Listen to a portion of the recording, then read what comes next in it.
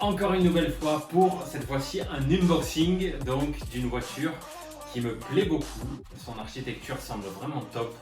Coralie Python 6S dans le carton, même pas ouvert. On va l'ouvrir ensemble, le carton, la boîte et on va tout découvrir ensemble. C'est parti. I've been making loot since like 22. Ask me how I made it right here in the booth. I'm always pursued cause of what I pursue. Donc le RTR de chez Team Coralie, 4 roues motrices, plus de 110 km/h.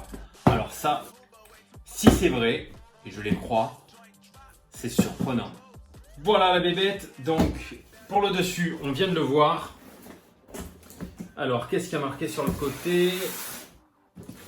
Donc ici, on a le Curon 825, donc 2050 kV, le variateur 150 ampères. En servo, on a le 20 kg métal CR7220, la radio 2 Go 4.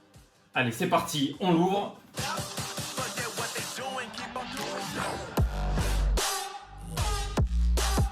Alors, sur quoi on tombe ? Sur la radio, à tous les coups. Ça sent bon les voitures neuves. Allez, sors-moi de là.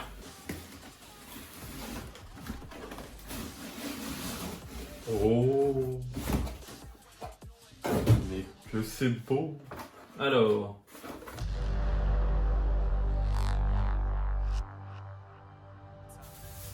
la carrosserie, alors elle est vraiment simple. Pour l'aération, ils ont percé des trous. Bon, c'est simpliste, mais je pense que ça fait le travail. Perso, je m'attendais à un truc un peu plus fini que des trous. C'est pas bien grave. L'intérieur. Voilà la bébête. Bon, bien sûr, comme toutes les voitures neuves, c'est magnifique. On va parler vite fait de la radio. C'est une 2 Go 4, donc une valeur sûre bien sûr. Donc à volant avec une petite mousse agréable. Un plastique un peu léger, c'est dommage. Bon après, moi je m'attarde pas trop sur les radios. L'essentiel c'est que le rendu sur circuit ou sur piste ou en roulant tout simplement soit agréable. Quand on roule, moi je regarde la voiture et je pense pas trop à ma radio.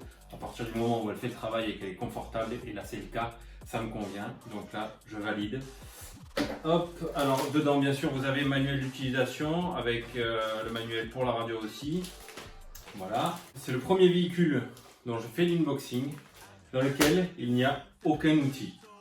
Donc là, pensez-y, si vous achetez ce modèle, ne vous attendez pas à avoir une clé pour les roues ou quoi que ce soit. Ceci étant dit, si vous achetez ce modèle à l'atelier du pilote à Courrières, vous demandez Mathieu et avec le code RC Life, il vous offrira un jeu de tournevis. Donc ça peut servir étant donné qu'il n'y a pas d'outil, ça peut toujours servir. Ça va du 1.5 au 3 et tous les modélistes savent que ça, c'est indispensable. Donc ce sera offert pour tout achat à l'atelier du pilote à Courrières. On en revient à la voiture. Donc là, la voiture en elle-même. Déjà, alors, esthétiquement, elle est très jolie. Je préfère son profil que de face, mais elle est très belle. Les amortisseurs, ils sont très bien, on n'a pas de cage pour protéger en cas de choc, ça c'est bon, c'est pas grave. Après je suis habitué à la Typhoon de chez Arma, mais c'est pas vraiment gênant. C'est vrai que ça aurait été bien qu'ils y soient, les petits caches en plastique pour protéger les têtes d'amortisseurs qui prennent les chocs en premier. C'est pas grave.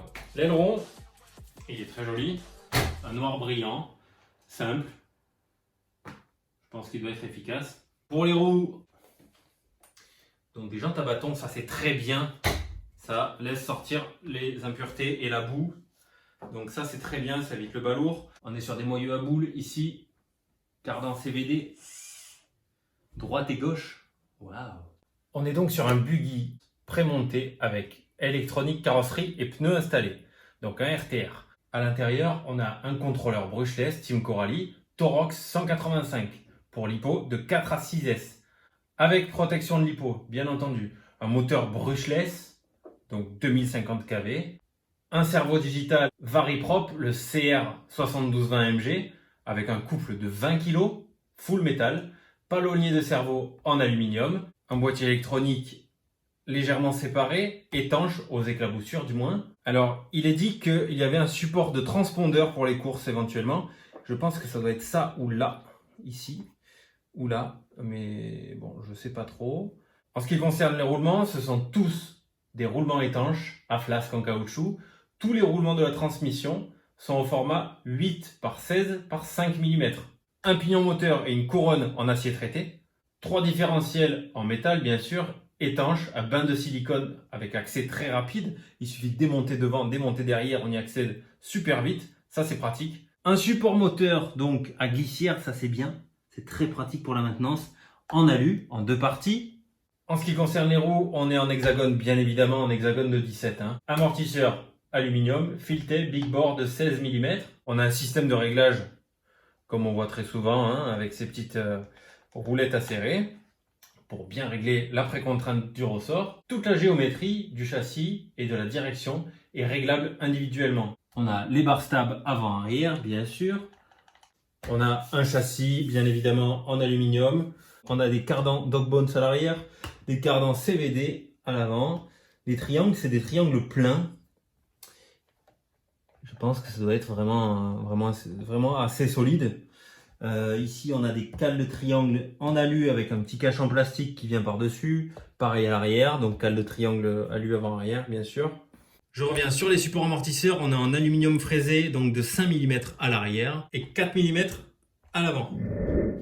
Voilà en ce qui concerne l'intérieur de cette voiture. Donc, elle est donnée pour 110 km/h. Franchement, ça me paraît beaucoup, mais j'imagine que ça doit envoyer sévère, en 6S du moins. Elle me tente beaucoup et je serais curieux de voir ce que donne le châssis sur circuit, du moins sur ma piste, parce que ma piste je la connais bien. Je connais la réaction des véhicules par rapport à cette piste et j'aimerais savoir ce que ça donne. C'est un véhicule qui me tente beaucoup.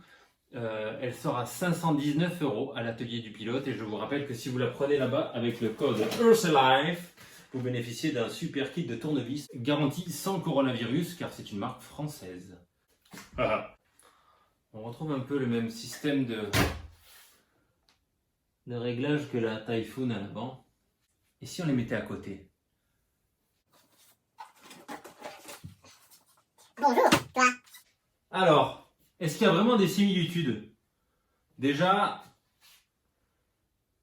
les boules et tout le système interne de la Typhoon sont quand même beaucoup plus gros que sur la Coralie Python. Ceci étant dit, je pense que c'est largement suffisant. Typhoon, je sais que c'est très solide et je pense qu'il en est de même pour celle-ci.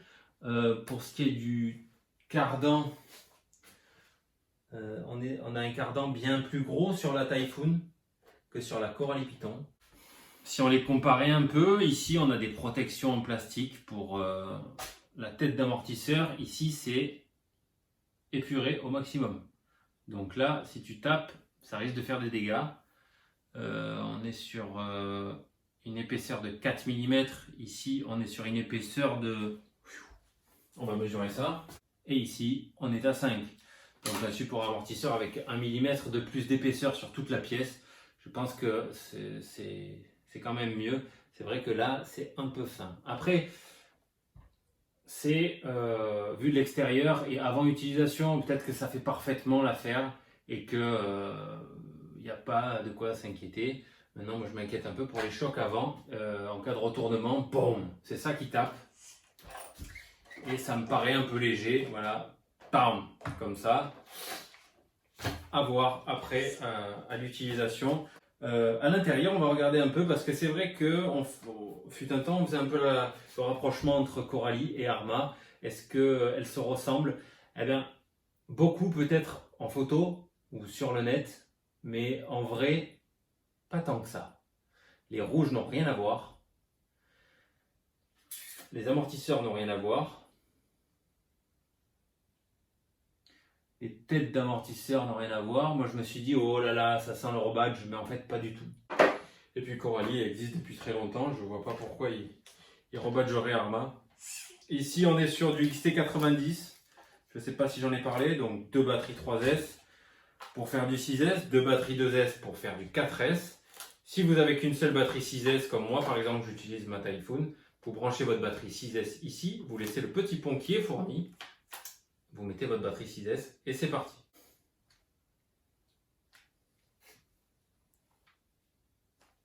Voilà, vu de l'intérieur, on voit qu'en fait, il n'y a pas grand-chose, même rien, qui ressemble entre l'une et l'autre. Hein. Donc on a la dernière Typhoon V4 6S ici, et là, la Coralie Python 6S. Je me rends compte en vrai, maintenant qu'elle est devant moi, qu'elles n'ont strictement rien à voir. Et ça me rassure un peu parce que je me suis dit, oh, ce serait dommage quand même de retrouver une sorte de deuxième Typhoon camouflé, mais en fait, pas du tout. Et la Coralie est vraiment, vraiment très très belle aussi. Là, on est sur du Hobby-Wing. Donc une valeur sûre, bien sûr. Comme Hobbytech, comme Arma. Hein. Un palonnier aluminium. Bon, simpliste, hein, c'est une pièce d'alu, 2 trous, et hop. Ça aurait été bien qu'ils soient un peu plus jolis pour une voiture à plus de 500 €. Mais bon, ça doit parfaitement faire l'affaire, bien sûr. Ici, on voit que c'est de l'alu aussi. Et ils se sont un peu plus donné de mal quand même. Voilà les amis, on a débriefé ensemble sur cette Python 6S qui somme toute est vraiment magnifique. Je pense qu'elle doit vraiment faire la différence en termes de châssis par rapport au RTR qu'on peut trouver sur le marché. Coralie, c'est une marque connue. J'aime beaucoup en général cette marque. C'est pour ça que je tenais à voir de plus près cette Coralie Python 6S. J'ai roulé en compétition en Ligue 10 avec de l'électronique de chez Coralie et j'en étais très satisfait. Je pense qu'en général, ça doit être une excellente voiture. À savoir que c'est un modèle RTR, vous n'avez plus qu'à mettre la batterie et à aller jouer. Et je pense que connaissant la marque, sur piste, ça doit être redoutable.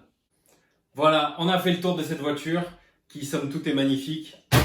Tout d'abord, je tenais à remercier Team Coralie France pour ce magnifique cadeau. Comme prévu, voilà, je fais une petite vidéo vite fait et j'ai cette voiture pour moi. Donc merci beaucoup, je fais la vidéo. Voilà, j'ai tenu mon engagement, maintenant je vais pouvoir l'utiliser et puis pourquoi pas faire de la compétition avec. Non, je plaisante, c'est pas vrai du tout, c'est pas vrai. Je tiens à remercier énormément Mathieu de l'atelier du pilote à Pourrières, grâce à qui j'ai pu faire cet unboxing, qui m'a prêté ce Coralie Python 6S. Merci beaucoup à toi et c'est grâce à toi que je peux faire tous les unboxings. Voilà les amis, je vous dis à très vite pour une prochaine vidéo. Et puis n'oubliez pas de vous abonner, d'activer la cloche, de lâcher un pouce bleu, de faire un don, d'acheter des trucs sur Utip, RC Life, YouTube, tout faire. Non, je plaisante. À très vite les amis et puis roulez bien. Ciao.